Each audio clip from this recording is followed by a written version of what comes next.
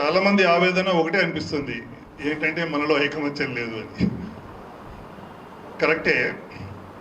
అయితే మనం స్వాతంత్రం తర్వాత, అంటే నా అభిప్రాయం, స్వాతంత్రం తర్వాత మనం ప్రజాస్వామ్య పద్ధతిలో మన దేశాన్ని నడపాలని మనమే అనుకున్నాం, కాబట్టి దాన్ని ఫాలో అవ్వాల్సిందే. అయితే ఏ గేమ్ రూల్స్ అయితే, ఏ గేమ్ని అయితే మనం ఒప్పుకున్నామో ఆ గేమ్ రూల్స్ మనం పాటించాల్సిందే. దురదృష్టవశాత్తు మనం ఆల్రెడీ బీసీలం అంటే వెనుకబడిన వాళ్ళు. దేంట్లో వెనుకబడినాం? ఆర్థికంగా వెనుకబడిన వాళ్ళం. ముఖ్యంగా ఇప్పుడున్న రాజకీయంలో ఆర్థికానికి రాజకీయానికి చాలా గట్టి అవినాభావ సంబంధం ఉంది. కాబట్టి మనకు ఆ వెనుకబడి నుంచి బయటికి రావడానికే చాలా ముఖ్యమైన విషవలయం అది ఒకటి. రెండవది, వేరే వక్తలు కూడా చెప్పినట్టు, మనకు బానిసత్వం మనస్తత్వం మొఘల్ నుంచి బ్రిటిష్ వాళ్ళ నుంచి నడుస్తూనే ఉంది. తర్వాత రాజకీయం మనకెందుకురా, అది రెడ్డిలు లేదా వెల్మలో డబ్బులు ఉన్న వాళ్ళు చూసుకుంటారు, మనకెందుకు చెప్పు, మంచి పని చేసుకోవచ్చు కదా అని మన పెద్దవాళ్ళు కూడా అదే చెప్తారు. తర్వాత మనకు ఒక నానుడి కూడా ఉంది, ఇంగ్లీష్లో కూడా ఉంది, politics is the last resort of A pool అని ఉంది. అంటే ఏంటి? రాజకీయం అనేది మంచిది కాదు అనేది ఒకటి చెప్పారు ముందే, అదొకటి తప్పు. రాజకీయంకి మన శ్వాసకు సంబంధం ఉంది అనేది ముందు మన అక్కడి నుంచి అవగాహన మొదలు కావాలి మన వాళ్ళందరికీ.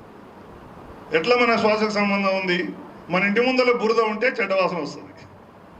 మున్సిపాలిటీ వాళ్ళు సరిగా పనిచేస్తే ఆ చెడ్డవాసన ఉంటుంది. మున్సిపాలిటీ వాళ్ళు అవినీతి లేకుండా సరిగా పనిచేయాలంటే మనం ఓటేసి మంచివాడిని ఎన్నుకోవాలి, అంటే రాజకీయమే కదా. లేదు, మన ఇంటి ముందర బురద ఉంది కాబట్టి ఇల్లు ఖాళీ చేసి వెళ్ళిపోతామా? పోలేము. కాబట్టి రాజకీయం అనేది మన day to day, minute to minute జీవితంతో సంబంధం ఉంది. మనదే రాజకీయం, మనం చేయాల్సిందే అనేది ముందు అందరికీ అవగాహన రావాలి.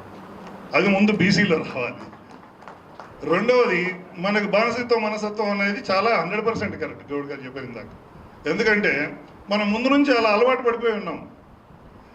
మనం ఎవడి మీద ఆధారపడి స్వతంత్రంగా బతుకుతున్నా సరే మనకు ఒక అలాంటి భావాన్ని, వాళ్ళది ఇది, వాళ్ళే వెళ్ళాలి, వాళ్ళు మన కింద ఉండాలనే ఒక భావనలోనే ఇంకా ఉన్నాం. కాబట్టి ఇది మారాలి. అంటే మన యొక్క దృక్పథం మారడానికి ఒక రోజు 2 రోజులు, 1 నెల 2 నెలలో కాదు. ఎందుకంటే మనం బీసీలం, ఆర్థికంగా బ్యాక్వర్డ్, ఎడ్యుకేషనల్లీ బ్యాక్వర్డ్, మిగతా అన్ని రంగాల్లో కూడా బ్యాక్వర్డ్. కాబట్టి ఈ ఎదుగుదలకి కొంచెం సమయం తప్పకుండా పడుతుంది. ఏ అక్రమం కూడా ఒక్కటే రోజు సక్రమం కాదు, హఠాత్తుగా దానికి సమయం పడుతుంది. 77 సంవత్సరాలకి ఈ స్టేజ్కి వచ్చాం మనం. 77 సంవత్సరాల తర్వాత బీసీ సమాజం ఇప్పుడు ఈ అవగాహనలో, ఈ లెవెల్లో ఉంది. ఇంకా కొన్ని సంవత్సరాలు పడుతుంది. ఎంత తొందరపడాల్సిన అవసరం లేదు. కులగణన చేయగానే మనం బీసీలందరం ఒకటై మొత్తం సర్పంచులు మనమే గెలుస్తాం అనుకోవడం అపోహ. అంత తొందరగా కాదు, దానికి సమయం పడుతుంది.